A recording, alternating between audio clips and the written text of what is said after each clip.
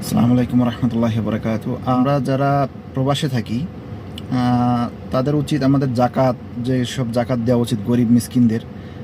সে জাকাত সাধারণত যারা প্রতিবন্ধী আছে, যারা গরিব প্রতিবন্ধী, তাদের দেখে দেওয়া উচিত। আর যারা সাহায্য করতে পারেন অবশ্যই সাহায্য করবেন।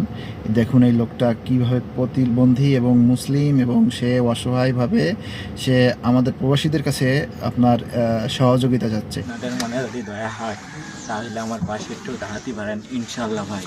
ও আমার প্রবাসী ভাইরা, আমি একজন প্রতিবন্ধী মানুষ, আমার কোনো কাজ কাম করতে পারি না, তাই একটা ভিডিও পাঠাচ্ছি। ভিডিওটা দেখে যদি আপনাদের মনে দয়া হয় তাহলে আমার পাশে একটু দাঁড়াতে পারেন ইনশাল্লাহ।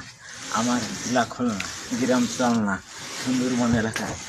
তা সহযোগিতা শুধু টাকার মাধ্যমেই করতে হবে এমন কোনো কথা না। সহযোগিতা বলতে আপনি দোয়া করেও করতে পারেন। আপনি এই ভিডিওটা শেয়ার করে আপনার অন্য আরেকজন লোককে জানায় যে টাকা দেওয়ার সমর্থ আছে, সে হয়তো বা দিয়ে সাহায্য করবে। অবশ্যই টাকা দেওয়ার প্রথমে এই যে মোবাইল নাম্বারটা দেওয়া আছে, এই নাম্বারটায় যোগাযোগ করে তারপরে ওই লোকটার সাথে কথা বলে তারপরে অবশ্যই যদি পারেন কিছু সহায়তা করবেন ইনশাআল্লাহ।